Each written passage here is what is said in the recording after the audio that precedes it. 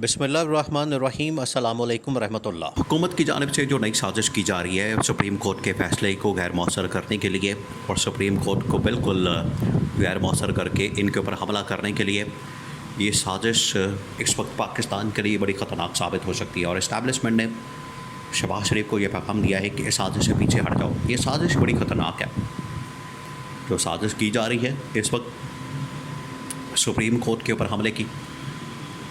देखिए, ये chief justice जब साबिक चीफ़ जस्टिस उमर अता बंदियाल थे तो उस दौर में पीडीएम के दौर हुकूमत थी, आपको पता है। उस दौर में भी कादी फ़ाइज़ ईसा ने चीफ़ जस्टिस उमर अता बंदियाल के ख़िलाफ़ एक महाज खोला हुआ था और जजेस को बड़ा तकसीम करके रखा हुआ था। उस वक्त कादी फ़ाइज़ ईसा ने उमर अता बंदियाल को गैर मौसर करके रखा हुआ था। वो इसी वजह से था कि पीछे से उनको नून लीग और पीपल्स पार्टी की सपोर्ट हासिल थी और जिस वक्त पार्लियामेंट के अंदर भी चीफ़ जस्टिस उमर अता बंदियाल को बुलाया गया और साथ में कादी फ़ाइज़ ईसा को बुलाया गया तो उमर अता बंदियाल ने जाने से इनकार कर दिया, लेकिन कादी फ़ाइज़ ईसा दौड़ के चला गया। तो उससे आप अंदाज़ा कर सकते हैं कि नून लीग और पीपल्स पार्टी किस तरीके से कादी फ़ाइज़ ईसा को चला रही थी। अब सिचुएशन बदल गई है। वो जो एक ग्रुप बंदी और एक धड़ेबंदी करके रखी थी, ग्रुप बना के रखा था कादी फ़ाइज़ ईसा ने उमर अता बंदियाल के ख़िलाफ़, अब वो सब कुछ उल्टा पड़ गया है। अब कादी फ़ाइज़ ईसा इस वक्त तन्हाई का शिकार हो गए हैं।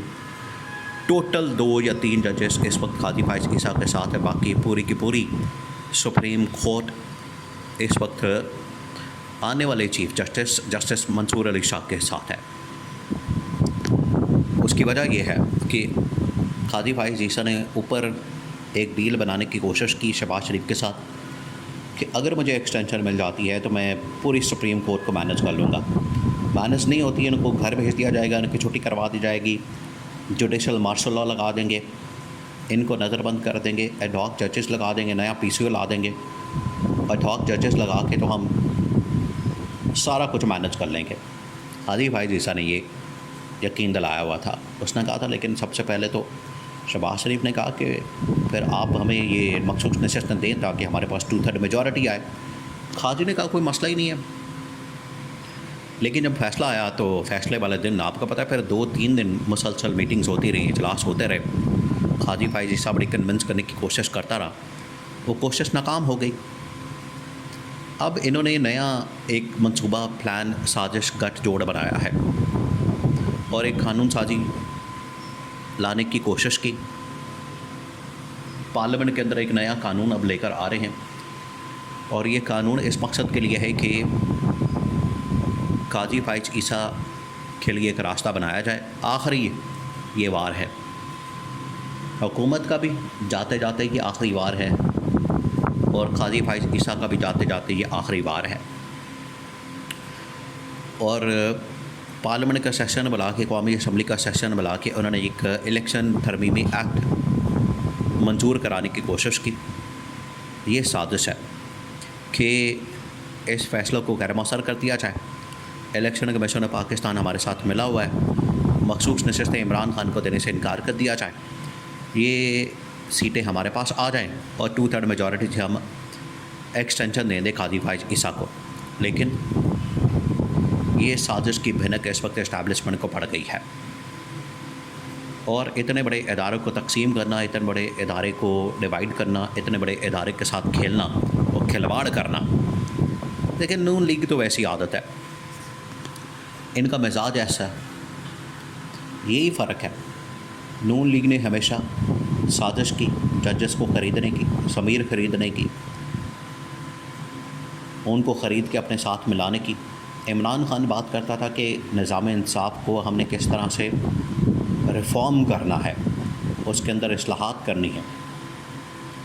तो आज भी ये नून लीग और पीपल्स पार्टी का रवैया नहीं बदला, उनका वतीरा नहीं बदला।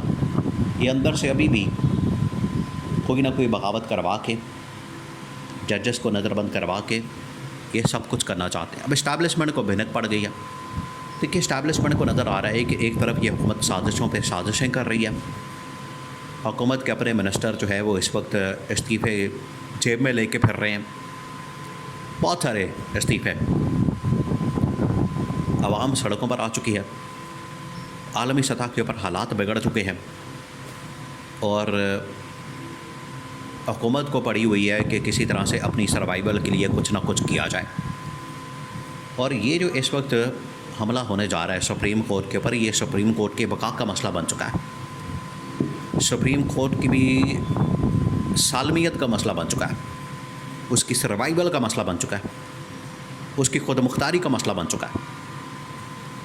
जैसे रियासत की खुद मुख्तारी, सालमियत, बका वगैरह होती है, बिल्कुल उसी तरीके से ये सुप्रीम कोर्ट की बका और सालमियत और खुद मुख्तारी का मसला बन चुका है। तो ये कानून बना के तो उसके ऊपर हमला करते हैं। ये मासी बेड़ा है। आपने मुल्क चलाना है, रियासत चलानी है, या आपने अपने मफादात का तहफ़्फ़ुज़ करना है और अपने मफादात के तहत आपने इदारों के ऊपर हमला करना है। ये इस वक्त इस्टेब्लिशमेंट के अंदर जो इस वक्त बहस है वो बड़ी हीटेड किस्म की हो रही है, उसके अंदर बड़ी शिद्दत आ चुकी है। तो इस्टेब्लिशमेंट ने कहा है कि हर सूरत में हमने तो इस साजिश का पहले मुकाबला करना है और इस साजिश को नाकाम बनाना है, और इस साजिश को नाकाम बनाने के लिए इस हुकूमत को घर भेजना पड़े, हमने भेज देना है। देखिए, इस हुकूमत के जाते साथ ही, कादी फाइज ईसा के जाते साथ ही जो इनकी लाइफ लाइन है नून लीग की, नवाज शरीफ की, शहबाज शरीफ की और मरियम नवाज़ की, इनकी जो लाइफ लाइन है वो है कादी फाइज ईसा। और आपको पता है कादी फाइज ईसा के आने से पहले ये कितना इंतज़ार कर रहे थे काजी का। काजी जदों आवेगा तो मज़ा आ जावेगा। ये बड़े खुश हो रहे थे काजी आ रहा है। काजी आया, उसने NRO दे दिया, सब कुछ कर दिया, लेकिन अब चीज़ें उस तरह से मैनेज नहीं हो रही। तो इस्टेब्लिशमेंट ने कहा है कि अगर ये मदद को इस तरह से रोक देंगे, जाम कर देंगे, अदालती निज़ाम का पट्टा बिठा देंगे, मुल्क के अंदर खाना जंगी और मुल्क के अंदर अवाम सड़कों पर अब जमातें जो हैं, मजहबी जमातें भी इसराइल के ख़िलाफ़ एहतजाज के लिए सड़कों पर आ रही हैं, तो मुल्क के अंदर जो है वो सिक्योरिटी की, अमन व अमान की बिगड़ती सूरत हाल वो इस्टेब्लिशमेंट के लिए एक बहुत बड़ा,